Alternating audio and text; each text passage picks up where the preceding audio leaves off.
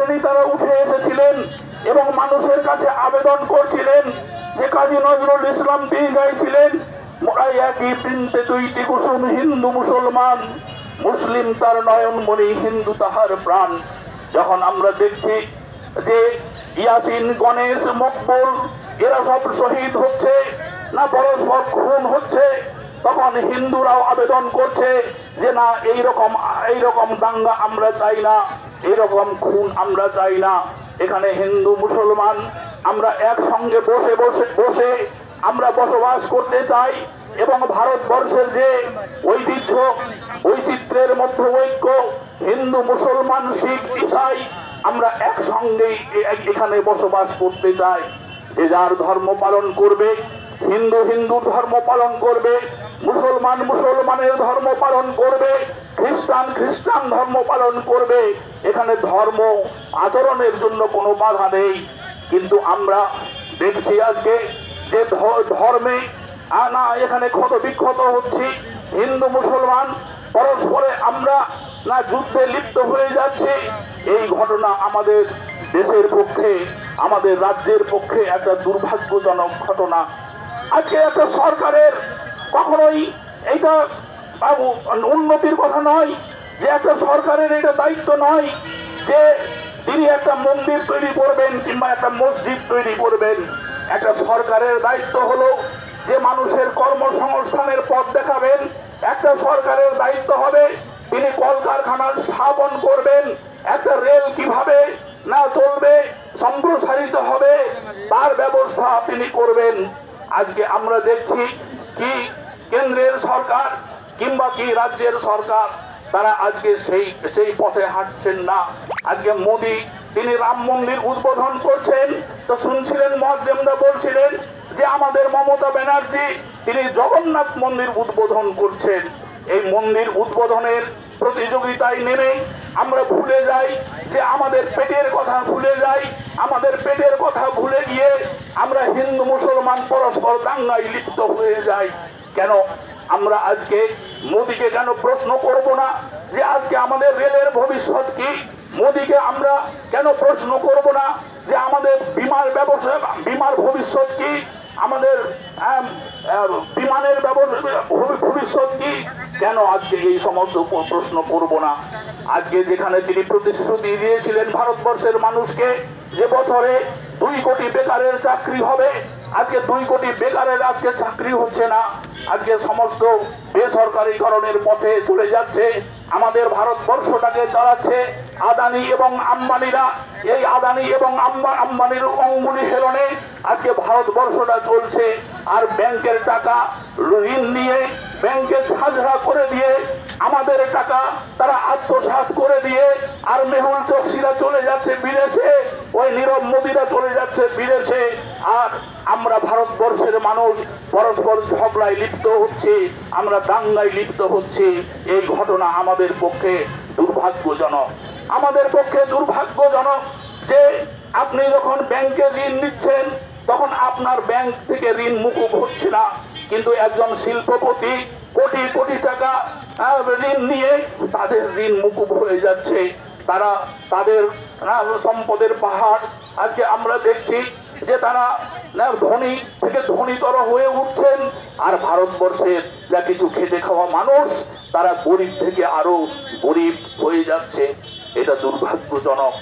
এটা দুর্ভাগ্যজনক যে আজকে কেন্দ্রের সরকার তারা আজকে কর্মসংস্থানের ব্যবস্থা করছেন না।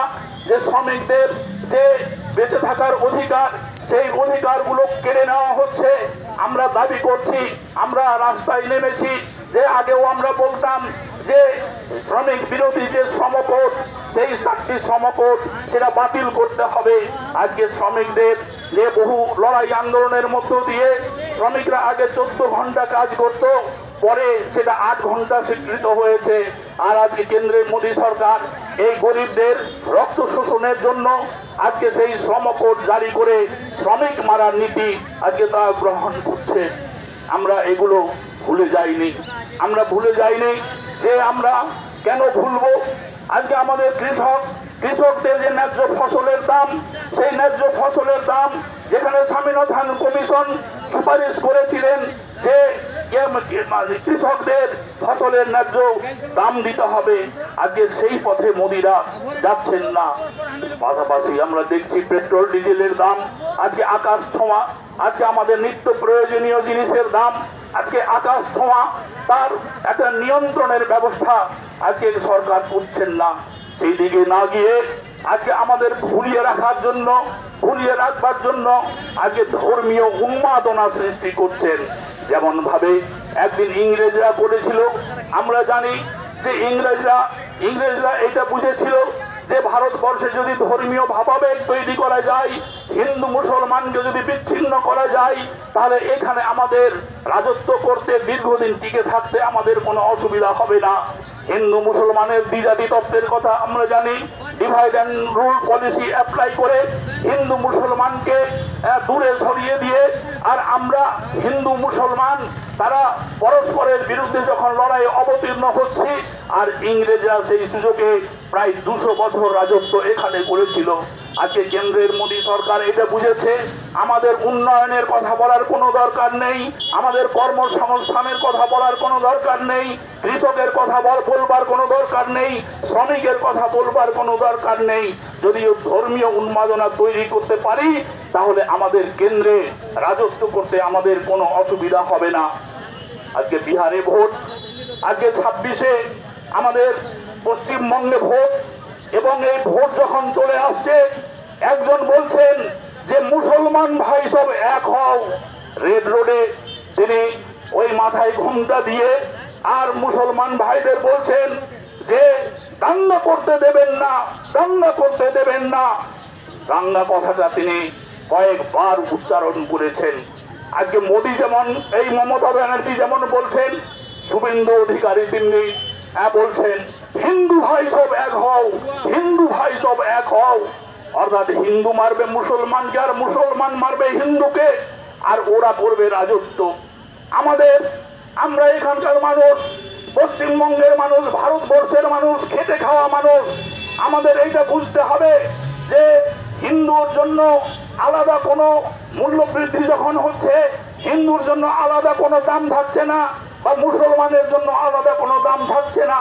একজন হিন্দু ভাইকে পেট্রোল ডিজেল 105 টাকা দিয়ে কিনতে হচ্ছে, মুসলমানকেও 105 টাকা দিয়ে কিনতে হচ্ছে, সেই জন্য আলাদা কোনো দাম নেই।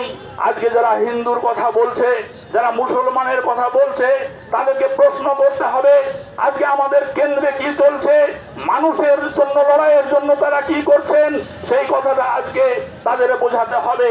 আজকে মমতা ব্যানার্জি তিনি যেখানে অবস্থান করছেন, আমরা দেখেছি যে তিনি যখন ক্ষমতায় এসেছিলেন প্রতিশ্রুতি দিয়েছিলেন না যে বদলা নয় বদল চাই, বদলা নয় বদল চাই।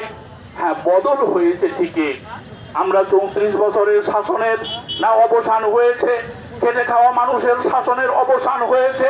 অবসান হবার পর মানুষ আমাদেরকে ভুল বুঝিয়ে একটা আসুরিক শক্তিকে নবান্নে না বসিয়ে দিয়েছে, এবং নবান্নে বসে যাবার পর তাদের নেতা মন্ত্রীরা চুরি ছাড়া কিচ্ছু করছেন না। সারদা নারদার টাকা লুটেছেন আপনারা জানেন, বালির টাকা লুটেছে, গরুও চুরি করেছে। এক সময় আমরা শুনতাম যে ছিচকে চোরেরা গরু চুরি করে, পরে জানছি যে নেতা মন্ত্রী হলে তারা বালিও চুরি করে এবং গরুও চুরি করে। ওই গরু পাহারা দেওয়ার জন্য আগে ওই সীমান্ত এলাকা দিয়ে ওই ছিচকে চোরেরা গরু পার করে দিত, আর এখন ওই ধুতি পাঞ্জাবি পরা আর সুটেড হওয়া নেতা মন্ত্রীরা আজকে গরু চুরি করে, বালি চুরি করে জেলের ঘানি টেনেছে। যে গরু চুরি, চাকরি চুরি, আজকে চাকরি চুরি করতে শুরু করেছে। শুনলেন আপনারা আজকে প্রায় 26,000 না চাকরি শিক্ষকের আজকে চাকরি চলে গেল। যোগ্য অযোগ্য পরের কথা, কিন্তু যারা টাকা নিয়েছে তাদের কোনো শাস্তি হচ্ছে না। যারা টাকা দিল তারা আজকে চাকরি হারালো, আর আজকে তারা পথে বসলো। তার সঙ্গে যোগ্যরাও আজকে না মাথায় হাত দিচ্ছে। যে ওই যে কথা বলে না যে সৎসঙ্গ স্বর্গবাস, অসৎসঙ্গ সর্বনাশ। আজকে আমাদের অসৎসঙ্গ, আজকে আমাদের রাজ্যের সরকার আছে, এই অসতের সঙ্গে, অসততার সঙ্গে আজকে এই রাজ্যের মানুষ থাকতে তারা আজকে কর্মসংস্থান হারিয়ে দিচ্ছে, তারা আজকে চাকরি হারিয়ে দিচ্ছে।